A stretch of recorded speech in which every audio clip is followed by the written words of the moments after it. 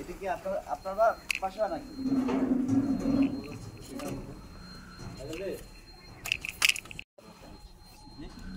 তারা জানে এখানে বসা যাবে। তারপরে নামাজ পড়ে তারপরে আসবে না? নামাজ পড়ে মনে হয় আসবে নাকি?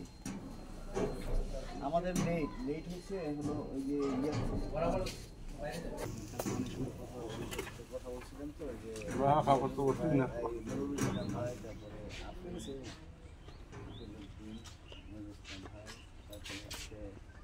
তাজুল ইসলাম মানে চাচা চাচা কোথায়? তাজুল ইসলাম, হ্যাঁ উনি আছে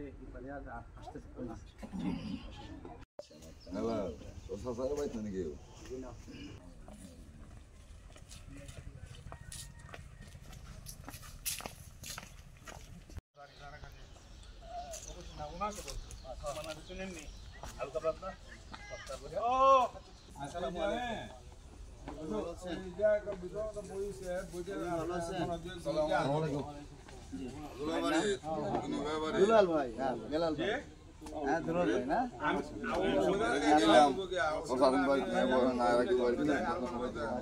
বিলাল ভাই, দুলাল ভাই আর হেলাল। আসসালামু আলাইকুম সম্মানিত উপস্থিতি এবং সুপ্রিয় দর্শক, আপনারা যে যেখানে বসে এই ভিডিও দেখছেন সবাইকে মানবাধিকার সংস্থা বাংলাদেশ আইন সহায়তা কেন্দ্র ফাউন্ডেশন বাসক এর পক্ষ থেকে আমরা শুভেচ্ছা এবং অভিনন্দন জানাচ্ছি। আপনারা জানেন আমরা গ্রামে গঞ্জে অসহায় অবহেলিত নির্যাতিত নিষ্পেষিত যে মানুষগুলো আছে তাদেরকে আইনি সহায়তা প্রদানের মাধ্যমে তাদের সমস্যা নিরসনের লক্ষ্যে কাজ করে থাকি। তার এই ধারাবাহিকতায় আজ আমরা অবস্থান করছি হবিগঞ্জ জেলার হবিগঞ্জ সদর থানাধীন নিজামপুর ইউনিয়নের ৫ নং ওয়ার্ডে। এখানে এক ভুক্তভোগীর আবেদনের ভিত্তিতে আমরা এসেছি। তো আমাদের সংস্থার কিছু নিয়মাবলীর প্রতি আপনাদের সদয় দৃষ্টি আকর্ষণ করছি। অর্থাৎ আগেই আমাদের সভাপতি নির্বাচন হয়ে গেছে, আজকে সবার সভাপতিত্ব করবেন আমাদের সবার প্রিয় এবং অত্র এলাকার গণ্যমান্য ব্যক্তিত্ব জনাব নুরুল ইসলাম ভাই। তো আমাদের যদি কারো কোনো কথা বলার থাকে, যেহেতু একটি সমস্যা, সুতরাং এখানে যিনি আবেদন করেছেন তিনি কথা বলতে পারবেন, অপরপক্ষে যারা প্রতিপক্ষ আছেন তারাও কথা বলতে পারবেন। সেক্ষেত্রে আমরা অবশ্যই বিশৃঙ্খলা না করে সুশৃঙ্খল থেকে সভাপতি মহোদয়ের অনুমতি সাপেক্ষে আমরা সবাই কথা বলবো, যাতে করে বিষয়টি একটা বিষয় হয়েছে সেই চলমান বিষয়টি যাতে আমরা নিরসনের লক্ষ্যে ইনশাল্লাহ এটা নিষ্পত্তি করতে পারি। আমরা সবাই সহমত আছি তো ইনশাল্লাহ? জি, ধন্যবাদ আপনাদের সবাইকে। আমাদের কাছে একজন আবেদন করেছেন হেলাল আহমেদ, তার আবেদনের ভিত্তিতে আমরা এসেছি। তার মানে আমি স্পষ্ট বার্তা দিচ্ছি, তার মানে এই নয় যে আমরা হেলাল সাহেবের পক্ষ হয়ে কথা বলবো। আমাদের একটা পক্ষ আছে, সেটা হচ্ছে নিরপেক্ষ, অর্থাৎ ন্যায় যার সাথে আমরা তার সাথে। এখানে আপনাদের এলাকায় আপনারাই বিচার করবেন। আমরা দেখব কারোর সাথে অন্যায় করা হচ্ছে কিনা। যদি কারোর সাথে অন্যায় করা হয় সেক্ষেত্রে আমরা প্রতিবাদ জানাবো যে এটা অন্যায় হচ্ছে, আপনারা ন্যায় প্রতিষ্ঠা করেন। তো এবং এই যে আজকে আমরা বসেছি, আমাদের প্রতিটি প্রোগ্রাম অনলাইন লাইভ হয়ে থাকে, ক্যামেরাবন্দি হয়ে থাকে, এটা সারা বিশ্ব আপনাদেরকে দেখবেন। সুতরাং আপনারা স্থানীয় গণ্যমান্য ব্যক্তিবর্গ যারা আছেন তাদের সম্মান এর দিকে বিবেচনা করে যাতে ন্যায় প্রতিষ্ঠা করবেন, যাতে করে অন্যান্য এলাকায় যারা থাকে এই ভিডিও থেকে দেখে তারা যাতে উদ্বুদ্ধ হয় যে কিভাবে একটি সমস্যা নিরসনের লক্ষ্যে, ন্যায় প্রতিষ্ঠার লক্ষ্যে কিভাবে কাজ করতে হয়। তো ধন্যবাদ আপনাদের সবাই সম্মানিত উপস্থিতি। আজকের বিচার কাজ আমার ভাই যারা ঢাকার থেকে আসছেন, আমরা মানবাধিকার সংস্থার কর্মী, তারা অন্যান্য জায়গায় যান। আমি আরো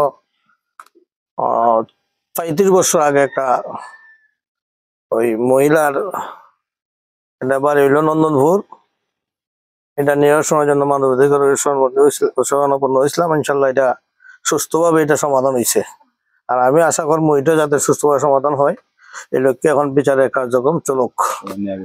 সবাই ন্যায় বিচারে আসা প্রত্যাশা ইনশাল্লাহ।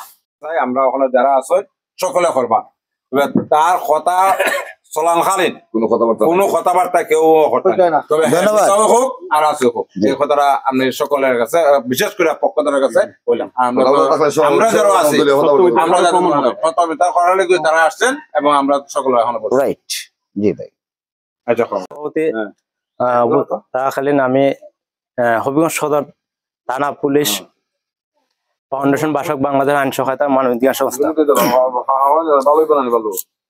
এখন আমাদের একটা ভাই ভাইয়ের জমি একটা বিরোধ, ভাই বোন সবাই 3 ভাই 3 বোন। একটা দাগে হয়েছে 47% জমি, আর একটা দাগে হয়েছে 16% জমি। ওইটা নিয়ে কিন্তু আমাদের একটা বিরোধ। এখন 63% সর্বমোট জমি থেকে আমি দখল করে আছি আমি 7% জমি, আর বাকি জমিগুলো আমাদের 2 ভাইয়ের সমন্বয়ে মানে তারা দখলে আছে। আবার একটু সদা দৃষ্টি আকর্ষণ করবে যে আমরা কোনোভাবেই পক্ষ আক্রমণ করে, যেহেতু ভাই এ ভাই, আপনাদের কিন্তু রক্ত ভাই, আমরা সবাই দূরের লোক, আপনারা কিন্তু খুব কাছের। হয়তো আজকে বিরোধ আছে, কালকে থাকবে না, অথবা এক ভাইয়ের কোনো সমস্যা হলে আর এক ভাই টান দিবে রক্তে। সুতরাং কোনোভাবে পক্ষ আক্রমণ করে আমরা কথা বলার থেকে বিরত থাকব, যেটা বিশৃঙ্খলার প্রথম ধাপ। আসসালামু আলাইকুম। সম্মানিত সভাপতি, বান্ধবী সবাই আসসালামু আলাইকুম। আমরা যে জায়গা জমিনের যে অবস্থানটা, আমি এলাম সবার বাইনদের মাঝে বড়। তখন জায়গা জমিনে আমরা যে বেজালটা সবকিছু আমরা সম্মানিত সভাপতি আসলাম গত বিচারও। আমার মামাতো ভাই মুতল ভাই এগুলা আছেন, মহিউদ্দিন অভিগঞ্জের মামা আসলা, বোনের জামাই আসলা, চাচা সবাই আসলাম মোটামুটি গত যে বিচারটা আমরা সব জমিন আমরা হিসাব নিয়ে সবকিছু কথাবার্তা অ্যাকুরেট কইরা ওটা মোটামুটি তার একটা বুঝ পরামর্শ হয়েছে, আমার একটা বুঝ পরামর্শ হয়েছিল না। তোমার আম্মাকে জীবিত আছেন না? মৃত? জীবিত।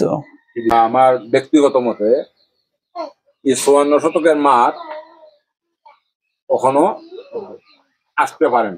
উনি তো জীবিত, উনার নামে হইলো দলিল, উনার নামে তোমার হয় কিনা, উনি তোমার আজকে যদি উনি যদি আপনি রেস্ট হয়ে দিলায় আনাতে খায়, এই দেশে কোনো লোকে আটকে দেওয়ার সুযোগ নাই, আমিও আটকে দেওয়ার সুযোগ নাই। পরে উপস্থিত সম্মানিত সভাপতি, আজকের মানবাধিকার সংস্থার কর্মী ভাইয়েরা, আমাদের অর্থ এলাহার মুরব্বিন ভাইয়েরা, আসসালামু আলাইকুম।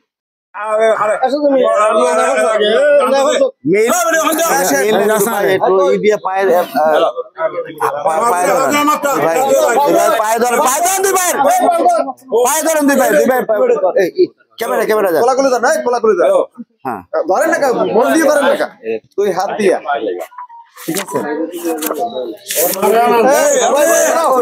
শেষ করেন।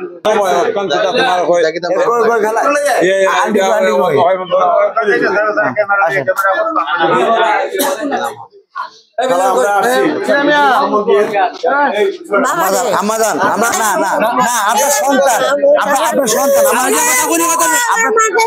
না না আপনার সাথে পায়ে দেবে